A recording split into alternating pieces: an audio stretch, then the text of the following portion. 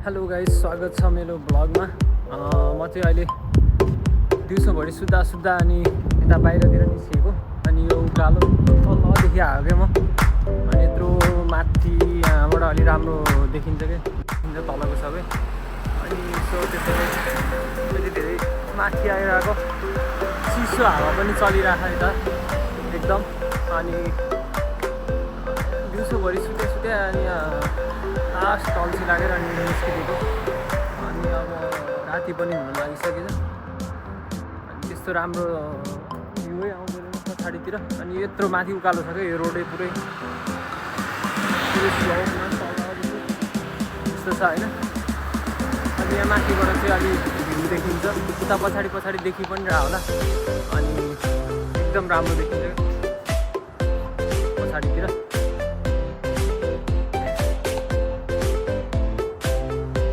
अलि आनन्दको छ यो माथि छ टपमा छ। अनि पछाडि यतातिर जङ्गल नेपालको गाउँ जस्तो देखिरहेको यता माथि अलि माथिबाट। यो माथिको चाहिँ हाइवे हो। अनि यो चाहिँ भित्रभित्र अनि माथि गयो भने अर्को उता पुग्छ। अनि म एकचोटि गएको थिएँ यो बाटो पनि, यो माथिको बाटो पनि उता गएको थिएँ। अनि एकचोटि राति 12 बजे गएको होइन, यता 12 बजे। अनि त्यहाँ घुम्न के गर्न भनेर गएको थियौँ। अनि 12 बजे होइन।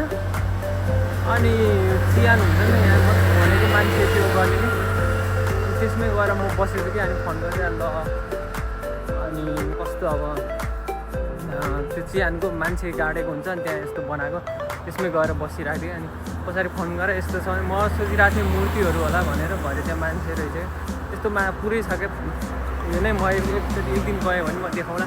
पुरै ठाउँ एरिया नै त्यस्तो छ होइन।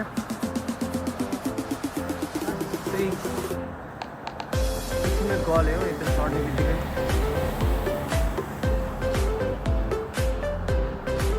यस्तो बवाल छ।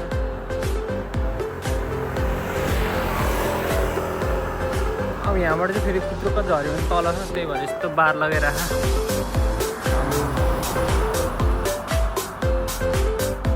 पुरा यहाँ गयो त्यहाँ भयो म बस्ने भनेको कथा थियो, मैले बिर्सेँ हो। यहाँ यस्तो छ। अनि तलबाट होला, अनि तलबाट उ त्यो भित्रतिर यो साइडतिर त्यहाँतिर हो। अनि यहाँबाट चाहिँ पुरा यस्तो देखिन्छ है। अनि जापानको त्यो फुजिसान भन्छ, फुजिसान चाहिँ उतातिर छ। अहिले देखिन्छ यहाँ यस्तो बादल लागेर सिकिसक्यो, यहाँ नत्र यहाँबाट देखिन्थ्यो। अनि यो पुरै भयो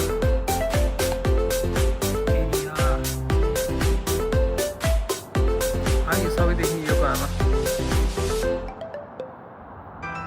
ल, यो आमा सिटी यही हो। अब उता यो आमा त यता कता हो मलाई पनि थाहा भएन। तर पुरै चाहिँ यो मेन चाहिँ उता कता यस्तो भ्यू देखिन्छ। म तलदेखि त्यहाँदेखि हिँड्दै आएको क्या, यस्तो बाटो थियो। अनि यता माथि यो भयो। अनि यता पुरै जङ्गल छ, यता पुरै जङ्गलकै फेरि अब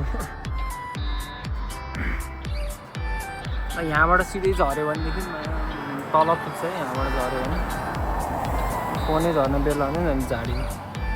त्यही हो गाइस एकदम। अब गर्मी लाग्छ यहाँ लास्ट होइन। अब गर्मी यस्तो गर्मी हुन्छ कि म पुरै नगर यस्तो एसी नभए बस्न पनि सकिन्न। अनि लास्ट गर्मी हुन्छ। अब म यताबाट जान्छु। अनि अब राति भइसक्यो, यहीँबाट फर्किनु पनि सक्छु, नत्र उताको बाटो गयो भने पनि राम्रो देखिन्छ क्या त्यताबाट पनि एकदम बवाल। त्यही हो गाइस, सबले भिडियोमा भ्यू चाहिँ आएन क्या, एकदम सपोर्ट गरिदिनु पऱ्यो सबले।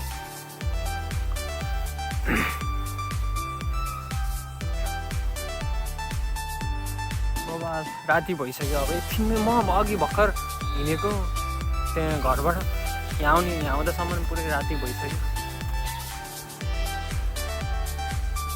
पुरै।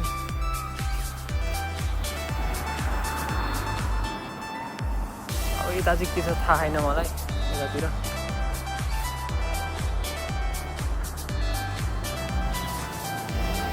यहाँबाट पार्क होला त्यो जाने। यताबाट पनि बाटो बन्द रहेछ के छ कि यहाँ माथि थाहा भएन तर यस्तो रहेछ।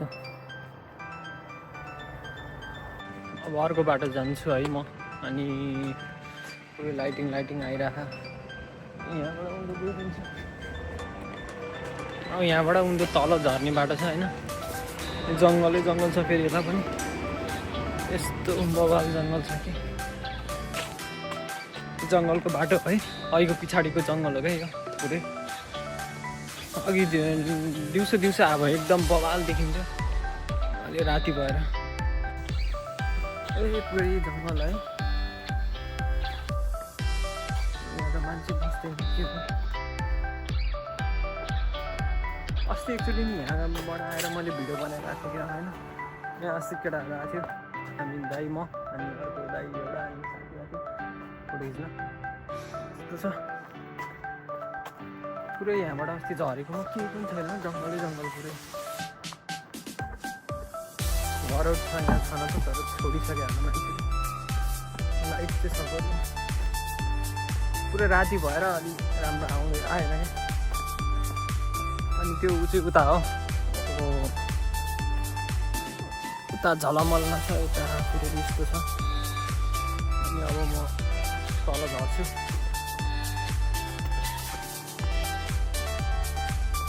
सुधा अल्छी लागेर हो एकदम।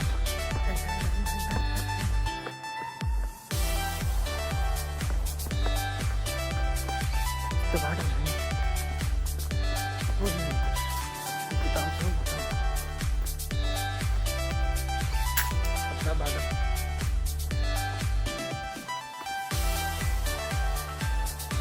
बाटो एकदम यहाँदेखि चाहिँ घर लागिसक्यो हाम्रो।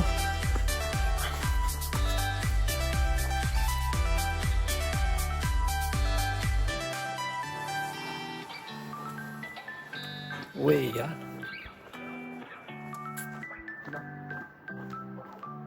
यस्तो बाटो छ। क्राउन मारियो नि त। अब पर्सि पनि घुम्न जाँदैछु उता टोकियोतिर गएकोले लान्छ। अनि अब समुद्रतिर लाने कि कता लाने त थाहा छैन। मैले हेरेको छु म्यापमा पनि त्यो ठाउँ।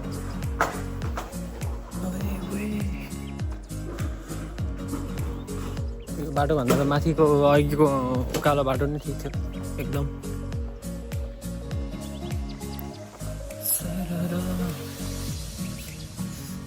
केटाहरूको रुम जाने बाटो पुग्न रहेछ म त्यताबाट।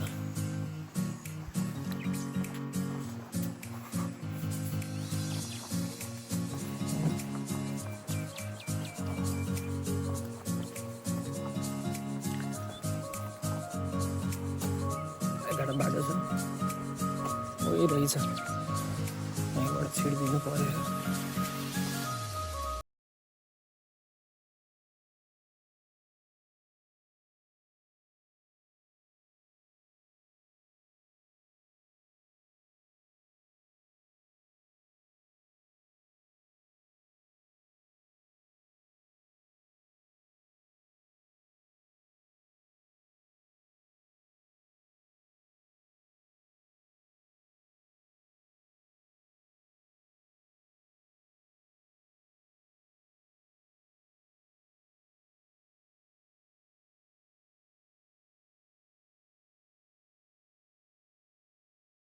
अगाडि सिधै अनि पुग्छु।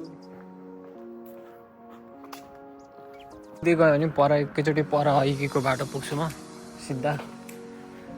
अनि त्यहाँबाट जाने हो रुममा।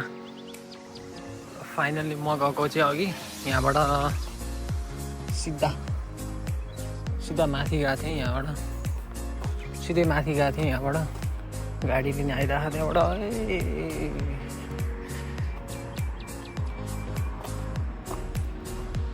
सिधै त्यहाँ माथि गएको थिएँ।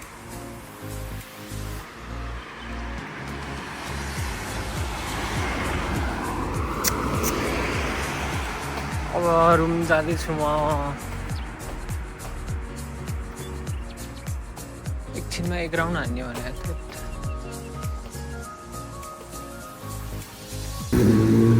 ल गाइज यो जापान यो जापान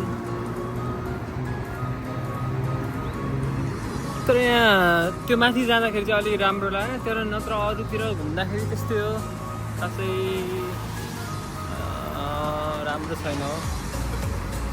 राम्रो छैन भन्दा पनि नेचुरल कुराहरू छैन यहाँ सबै अब आर्टिफिसियल हो यो खोला पनि अब कहाँबाट ल्याएर यो बनाएर हाल्यो होला यहाँ त्यस्तै लाग्छ मलाई नत्र यो खोला कहाँबाट इन्ड भएर कहाँ जान्छ त यो समुद्रबाटै आएर यतैबाट उतै घुमायो होला है त्यस्तै लाग्यो है मलाई साथीभाइहरू सबजनाले मलाई सब्सक्राइब हानेर सपोर्ट गर्नु पर्यो हैन एकदमसँगले